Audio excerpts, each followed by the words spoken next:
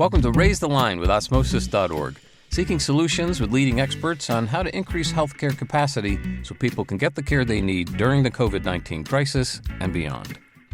Hi, I'm Jannah Amiel, and today on Raise the Line, I'm happy to be joined by Bonnie Barnes, CEO and co-founder of the Daisy Foundation. After a career in advertising and marketing and a personal connection to nurses, Bonnie and her husband, Mark, they began the Daisy Foundation, and that expresses gratitude to nurses around the world with programs that recognize them for the extraordinary and skillful and compassionate care that they provide to patients and families. Thank you so much, Bonnie, for being with us today and really all you're doing to recognize nurses. Oh, it's a privilege. Thank you so much for having me. Absolutely. So we just mentioned that there's a personal connection that you and your husband, Mark, have to this foundation, to nurses. Can you tell us a little bit about that and how this came to be? Oh, sure. So as you mentioned, we had another life going on at the end of 1999 when Mark's son, my stepson, Patrick, developed some very peculiar symptoms. And he was 33 years old, and he and his wife had just given us our first grandchild 6 weeks before one morning when he wasn't feeling real well and had some blood blisters in his mouth. Well, he went to the doctor and found out that he had a dangerously low platelet count, and he was diagnosed with the autoimmune disease ITP. Well, when Mark and I heard that he was going into the hospital to deal with this condition, we flew to Texas to where they live to be with him and figured we'd be there for just a few days and help out the family. But sadly, Patrick got really, really sick. And long story short, 8 weeks later, he died in the hospital. Sorry to hear that. Well, you being a nurse, and I'm sure so many of your audience being nurses, have been around families like ours who go through the worst weeks of your lives. And we just moved into the hospital and stayed there on that emotional roller coaster throughout his hospitalization. And when he died, we just felt like we needed to do something. How do we cope with this? How do we turn this into something positive that we can live with? And how do we keep Patrick's very special spirit alive? Because he was such a great guy. Well, as we talked with his wife, Tina, and thinking about what we wanted to do in his memory, we kept coming back to the care he'd had from his nurses. Not only Patrick had, but all of us in our family had experienced. We really felt compelled to say thank you for the extraordinary compassion. Look, we expected he'd get good clinical care, and of course he did, but that's not what got our attention. What really touched us was the way they delivered their care, his nurses' sensitivity and kindness, and the little things they did that made such a difference. So really, Daisy was born to say thank you to nurses and to give patients and families and coworkers an opportunity to share their story of what a nurse had meant to them. And never in our wildest dreams did we think that 21 years later, I'd be talking to you and celebrating nurses around the world for all the great work you do. That's an incredible story, a very powerful story. And to our listeners, before we actually started, I was just telling Bonnie that as a registered nurse, I'm thinking back to 2007, 2008, being a brand new nurse, walking through the halls and seeing Daisy Foundation and knowing nurses that got Daisy Awards. And it's a great full circle moment right now to really hear the story behind that and understanding where that came from. So this is a good moment for me. I want to tell you that. Thank you, Jannah. I noticed that Daisy is in all caps, and I wonder if anyone picks up on that. What does Daisy stand for? Well, thank you for asking. The night that we created the Daisy Foundation, Tina and Mark and I were having dinner at what I often refer to as the best restaurant in Amarillo, Texas, where they lived, the Outback Steakhouse. And it was a liquid dinner. I mean, there were lots of tears and also a fair amount of wine. So we started thinking about what we were going to do, and we had to have a name. And Tina came up with DAISY as an acronym for diseases attacking the immune system. So in order for us to make sure that the acronym was clear and really keep us rooted in our experience with Patrick's nurses, we made it all capital letters. And I'm kind of a stickler about that. A lot of our hospital partners will get emails from me saying, could you please change this and this to make sure that Daisy's all capital letters? Yeah, I mean, I don't blame you. That's important. It's a part of the story, quite honestly, right? It is. That's great. So I want to learn a little bit more about you and what's your role in the Daisy Foundation as far as recognizing nurses and How does that work for you on your end and kind of behind the scenes? Well, it's first of all full-time work. It didn't start out that way because we never thought that we would be honoring nurses now in over 4,900 facilities and nursing homes around the world. So my work as CEO, first of all, I do a fair amount of what we're doing now. It's really spreading the word of Daisy and talking to nurses and nurse leaders and educators and administrators about the importance of meaningful recognition to help spearhead the research that we do to ensure that the impact of meaningful recognition and the Daisy Award is really understood. And particularly over the last year or so, when we've seen these nurses being so beaten up and burnout at such a high level, being able to explain the impact of recognition on burnout and on resilience and on well-being is a very important aspect of my message right now. So I get to work with all the nursing associations that support us. For example, the American Organization for Nurse Leadership, who were the first folks that understood what we were doing and really wanted to support and partner with us. ANA and American Nurses Credentialing Center, we're very active with them. American Association of Critical Care Nurses, that's a long list. The International Council of Nursing, a long list of supportive associations, Sigma Theta Tau, I could go on. And they are our marketing arm, if you will, helping us spread the word. That's excellent. So you mentioned meaningful recognition. That sounds powerful. How does that translate in the sense of, what are the attributes that, you look for in honoring a nurse, or perhaps maybe that you provide guidance to like the hospitals and how to honor nurses in that way? That is a great question. I think of meaningful recognition as recognition on steroids. There is a definition of meaningful recognition that our wonderful friend, Dr. Cindy Lefton, developed in research that she did on recognition. And it has to do with the longevity of its impact, the fact that it's very personal, that it describes a specific thing that someone has done, is relevant to the nurse's role. I mean, it's got all kinds of attributes like that. But I think the most important thing in meaningful recognition is really the story of what a nurse has done. I mean, we're all storytellers, aren't we? And we all want to share our story. So when a patient or a family member or even a coworker writes a Daisy nomination that describes what this nurse did and what made a difference in patient care or colleague care, well, that's meaningful recognition. And those stories are incredibly powerful, as you probably know, and make a difference to the person writing them, as well as to the person receiving that recognition. And what about the person receiving it? Because I feel like we get a lot of stories, and personally too, I can kind of reflect on just my own career from our clients and from the families and the people that we serve. And we hear their stories loud and clear. And it feels great, right? To hear all the positive influences that nurses have had on them. But I'm curious, do you hear from the nurses often that receive the award, just kind of thanking you or telling you and the organization and your team what that award did for them? Oh my gosh, we have got scrapbooks, more than a dozen of them, of letters that we've collected over the years from nurses explaining to us what it has meant to them to really understand the difference they've made. And I speak this with total modesty, Jannah, because this isn't us. This is what this program is doing that we could never have imagined. That how it's changed their careers, how it's uplifted them, how it's gotten them through tough days, the highlight of a career, on and on. The voice of nurses in response to this recognition is full of humility. Most of them don't think they deserve it.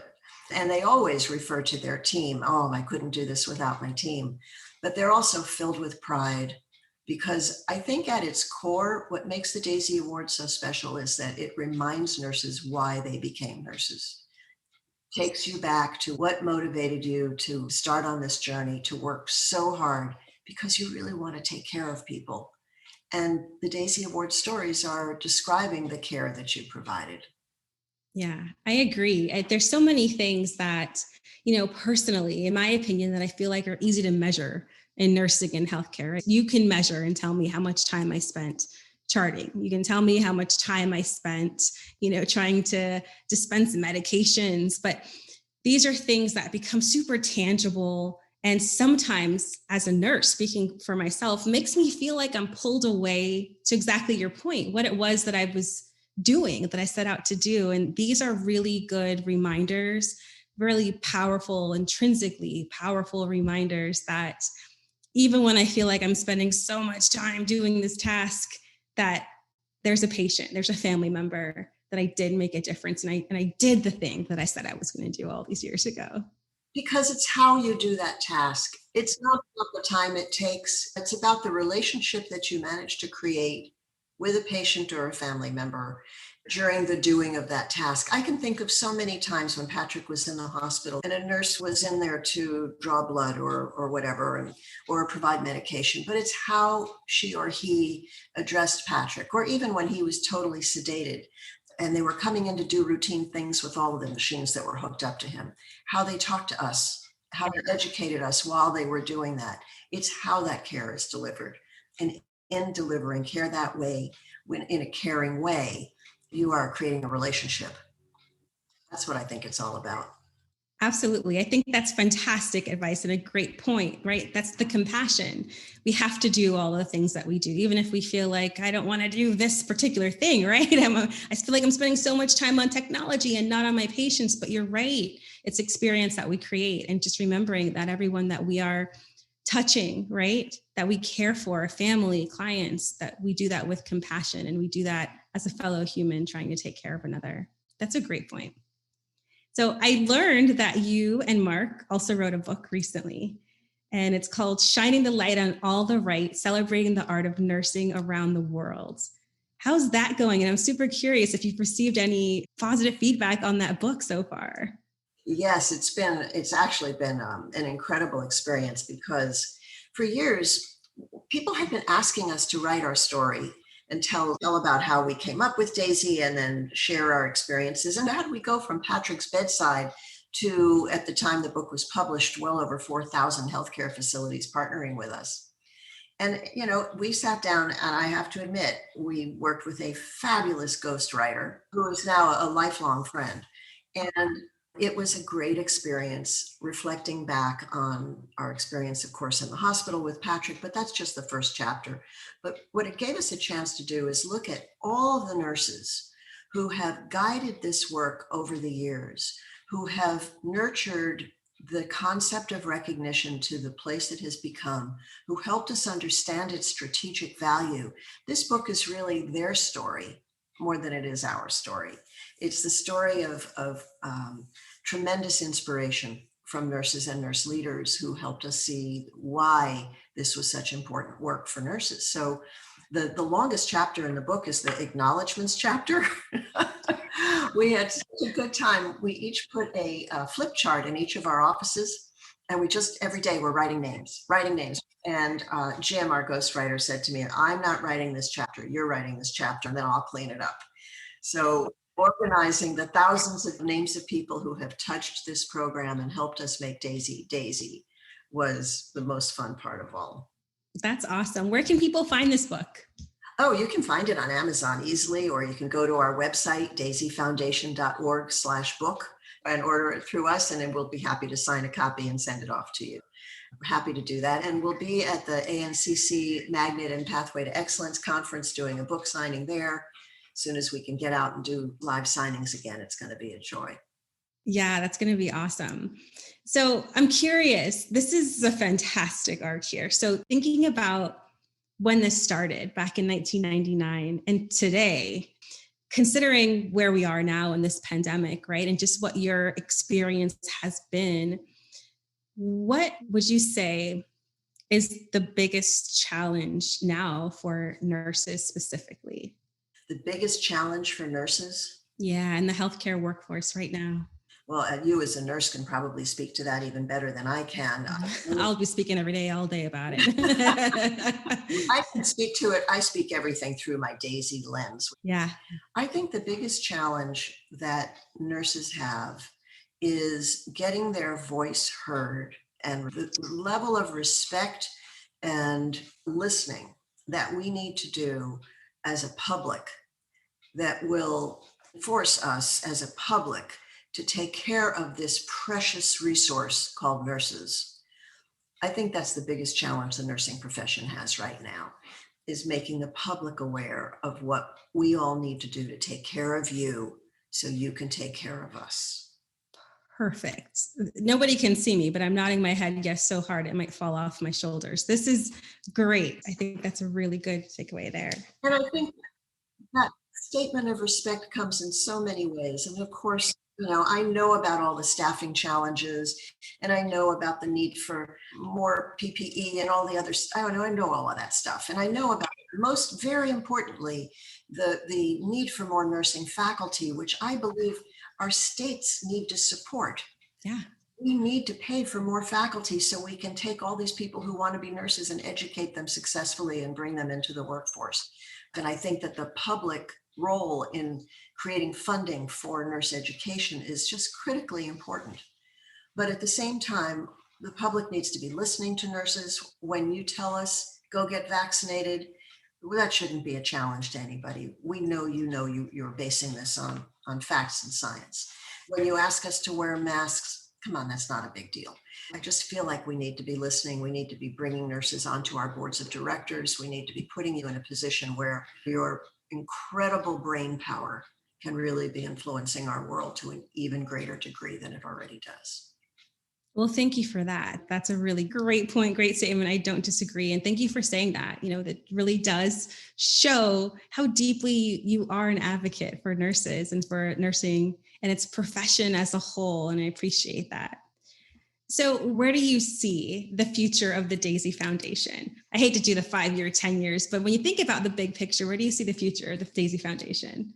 Well, obviously, we hope that Daisy will be honoring nurses in every healthcare facility and school of nursing throughout the United States. But we're also making quite a big push on our international focus, because nurses are nurses everywhere. No matter what your legislated scope of practice may be, nurses in their hearts are still incredible human beings, and we want families and patients to be able to have a way to say thank you to them. So we're very excited about the international work we're doing and seeing Daisy roll now into 28 other countries and many more to come. So that's a key part of our future.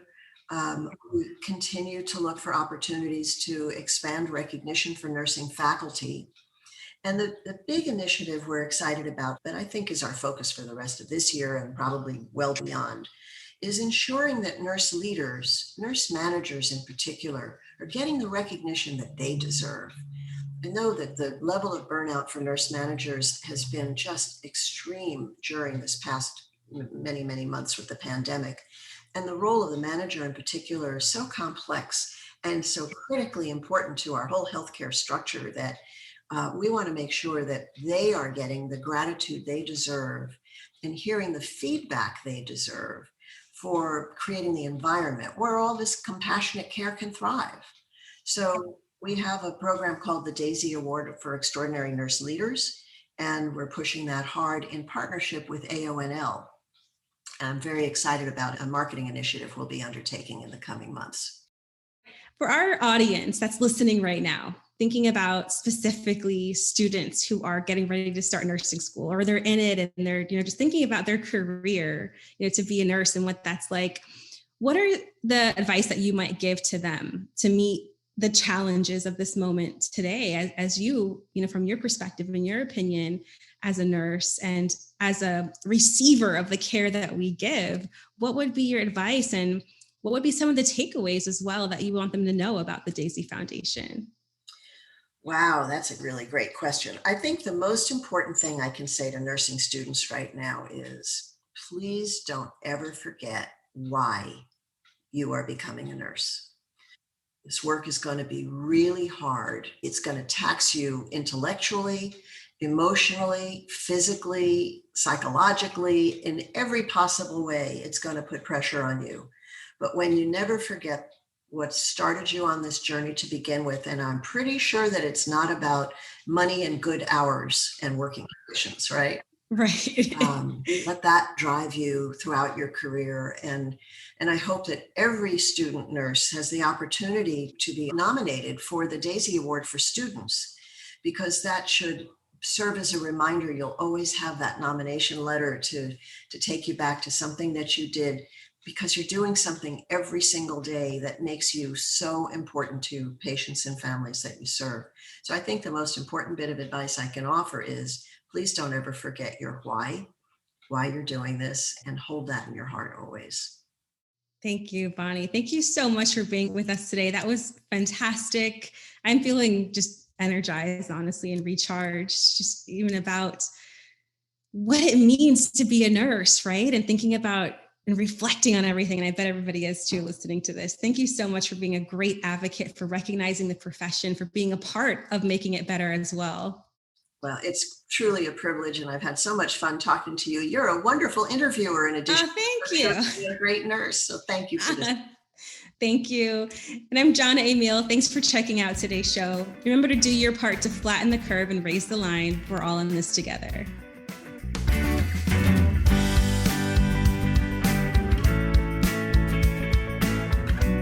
For more information on how you can help raise the line and flatten the curve, go to osmosis.org/COVID-19. If you like this podcast, please share it on your social channels. You can also subscribe to the series and check out all of our podcasts at osmosis.org/raisethelinepodcast.